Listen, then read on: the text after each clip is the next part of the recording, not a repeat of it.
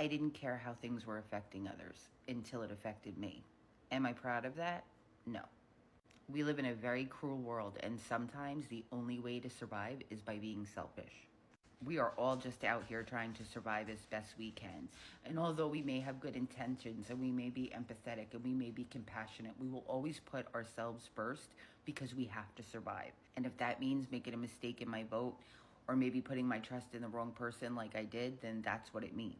I will always put the betterment of my family and vote in ways that I think will help my family above anyone else. Here's the problem with voting for your self-interest. I understand Maslow's hierarchy of needs. When you're on the bottom and none of your needs are fulfilled, you can only think of yourself. But here's the problem with that, is you voted for your self-interest.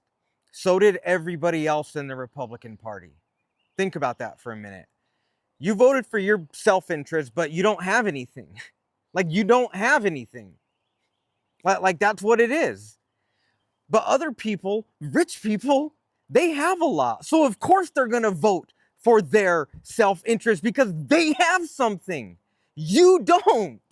You need the tribe, right? The socialized healthcare, the socialized dental care, schools, firefighters, police officers, all socialized systems. Is it clicking yet? You voted against the tribe. You know, humans didn't make it on their own.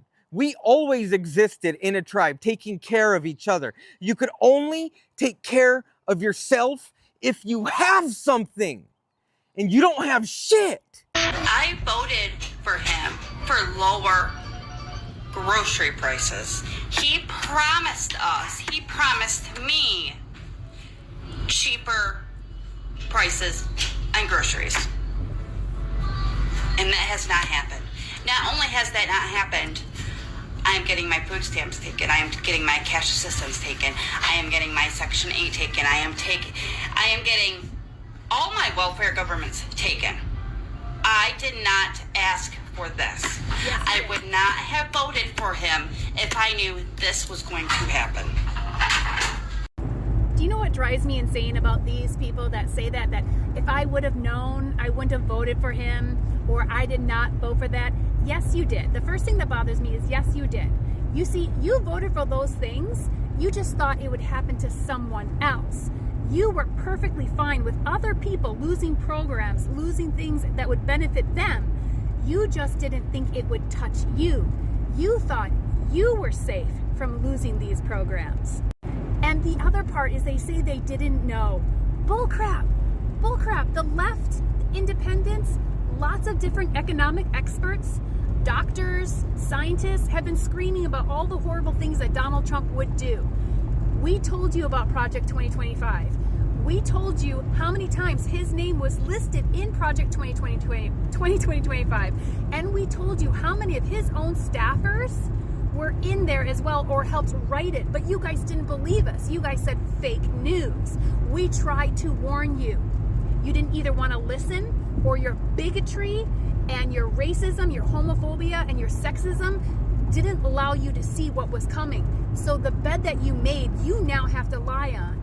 The sad thing is that so many of us are in the same bed with you, but we didn't vote that way. We knew that these things were going to happen. We knew that this was going to cause havoc for everybody.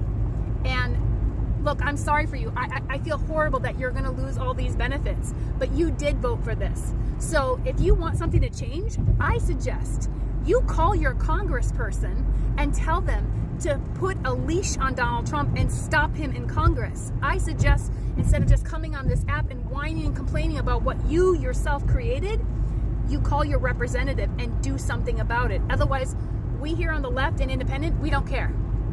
We warned you. All my love.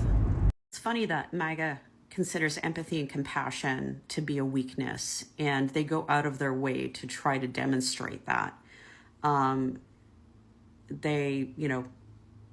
They crap all over people who have compassion for those who are less fortunate than them. But yet, when misfortune hits their life and they want sympathy, and nobody, the sympathy well or the empathy well is run dry, they're the first ones to scream, well, what happened to the compassionate left, or what happened to the empathetic left? Do you not know the rule that, what you put out comes back to you, or, do unto others as you would have them do unto you? It's a pretty simple metric of life. You know what I mean? Like, if you want empathy and compassion, you better damn well exercise it. You know what I mean? And also too, this whole thing about crap it on socialism. But yet, when they lose their job because of stupid shit that they say online, or, for whatever reason, through no fault of their own, they're the first ones to ask for a handout, or they're the first ones to post a GoFundMe. I mean, I guess nothing about them makes sense, but it's just bizarre. We are halfway through the year of 2025, yet there are still MAGA supporters that are trying to convince us, trying to show face, trying to cop a plea, make it seem like they had no idea that Donald Trump would be doing everything that he campaigned for. All while knowing, we all know, that they knew what he was going to do. They were just hoping that he was only going to affect a certain group of people, a certain demographic of people, a certain race of people. They didn't expect that it was going to touch their own, that it was going to touch their own kind. Why are you still trying to cop a plea? And to make it very clear, I'm speaking to the founder for the Latinas for Trump Foundation. See, this woman was responsible for helping rally so many of those Latino votes that helped Donald Trump get into office. And now she wants to cop a plea. Why? Because they're on her ass. They're trying to understand, how could you support somebody who is now trying to deport our people in such an inhumane way? And now she took to Twitter trying to tell everybody that this is not what we voted for. I have always supported Donald Trump through thick and thin. However, this is unacceptable and inhumane. It wasn't unacceptable and inhumane when you thought that it was only going to happen to the Haitians. When you thought that it was only the Haitian people that were going to be dealing with this, or the Jamaicans that were going to be dealing with this, or the African black people that were going to be dealing with this, maybe even Middle Eastern Arab people, you were okay with it. But see, now that it's attacked Cubans, it's coming after Cubans, you feel away. And now you have to show all of the people that you convinced to vote for this man that you're not the bad guy anymore. And the best part about it is, see, the people that you decided to vote in alliance with because you wanted that proximity to whiteness so damn bad, this is how they think of you. They literally said that you are not one of them. And they're asking for where the ICE raids are. Where are the ICE raiders so they can help get you and your kind the F out of here? They want Miami back. They want Miami back, and they want to get rid of it, of filth like you. The only filth that they're referring to is your nationality, you being of Cuban nationality. That's the filth that they're referring to. But you wanted to have this proximity to whiteness so damn bad. This is how they think about you.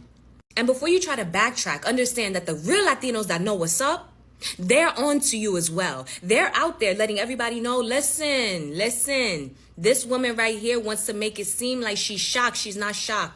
She's not shocked, you guys. After she made sure that she secured your votes for Donald Trump, now she's trying to backtrack and make it seem like she had no idea what he was going to do.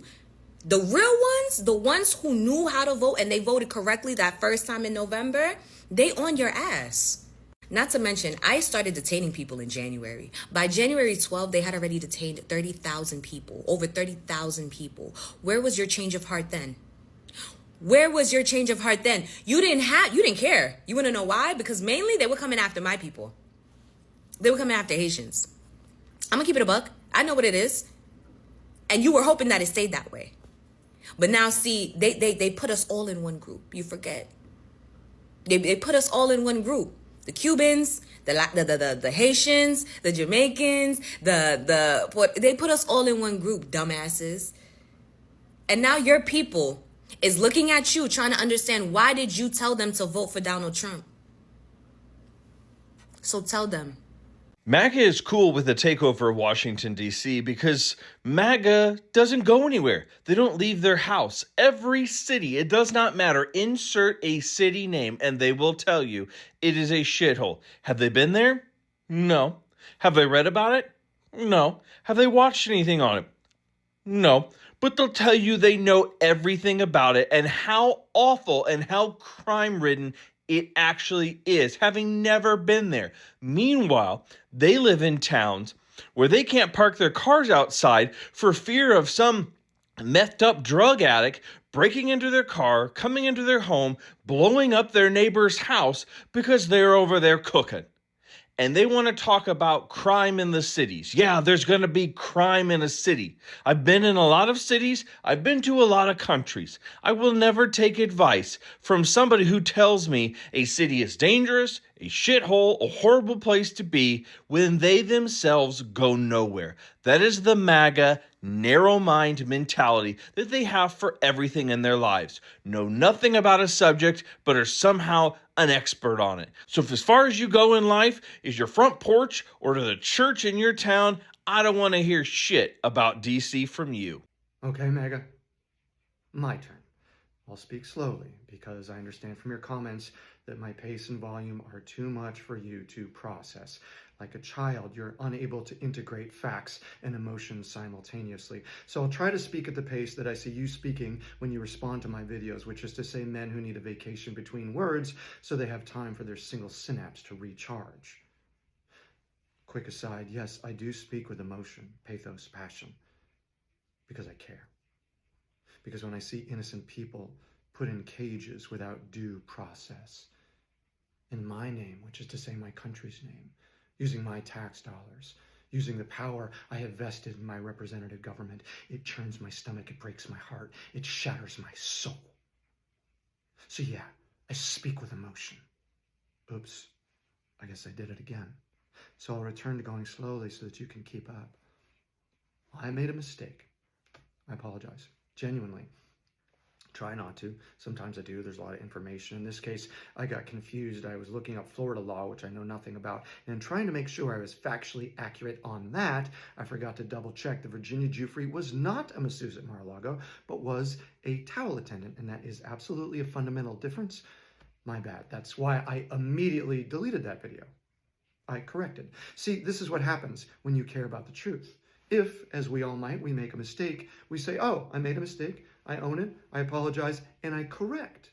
What a pathological liar does is says something factually inaccurate and then demands that you go along with it rather than admit they were wrong. Donald Trump just said that drug prices are going to fall 1,200%. That's factually impossible. But he hasn't admitted it's wrong or corrected, and you don't seem to have a problem. Donald Trump said he'd end the war in the Ukraine in 24 hours. It's been 7-8 months. He hasn't done it, so he was wrong. Has he admitted he made a mistake? Has he apologized for that? Do you have a problem with that? When COVID hit in his first administration, he said it'd be no big deal. It would pass, not to worry about it. Then he, yes, it was 2020, his administration, put the entire nation into lockdown and masks. Yes, that was him. Did he ever admit he was wrong, that he made a mistake? Did he apologize for the 1 million people that died because he didn't address the problem when it first showed up?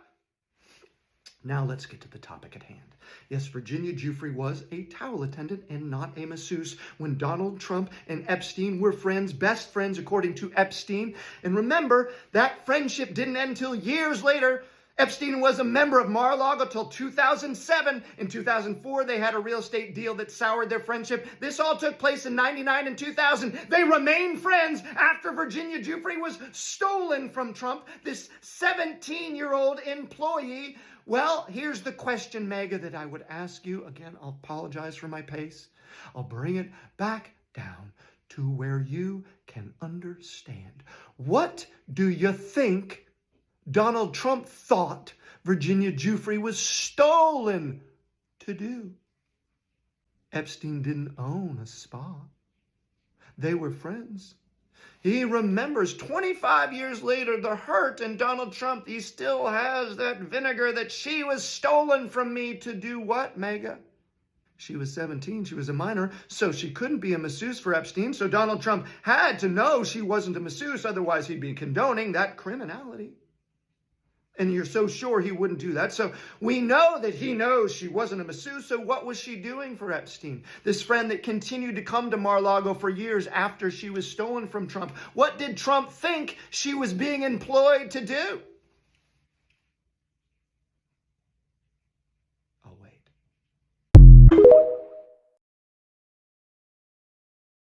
ICE is talking about walking into daycares and taking children. They're talking about walking into elementary schools and taking children. They're talking about walking into middle schools and high schools.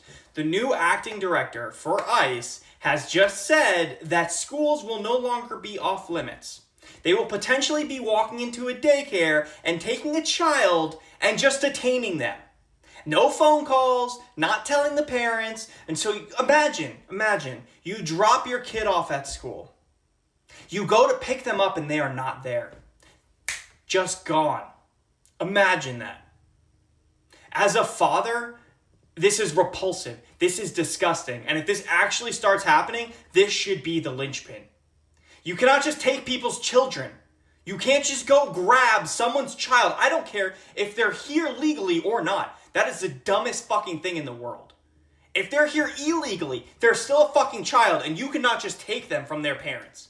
It is insane. This crosses a whole new line.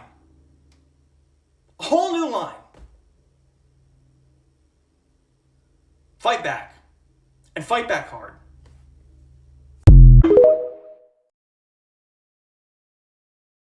Is there a federal mechanism you're hoping to use to fight back against his redistricting constitutional amendment, or is that Well, I think I'm going to be filing a lawsuit, and I think we're going to be very successful in it. We're going to be filing it. MAGA movement has always been that movement that actually doesn't understand what's going on. You've seen videos of people actually complaining how MAGA, or the MAGA movement or the Trump movement is actually, shitting on the neighbor's door. You've seen videos that MAGA refuses to accept the prices of the grocery. Many companies or many farmers are going bankrupt. Let's talk about how immigration policies are affecting many of these American farmers. Because tell me, has there been any way in which these deported immigrants have been replaced so far? And how are those farmers doing? Let's talk about, people have said that, MAGA is always a movement that acts like cult, because when Trump say jump, they jump, because they don't ask where are we jumping to. They don't ask what are we jumping for. Medicaid have been cut. People have been losing their jobs recently. Look at how the takeover is happening.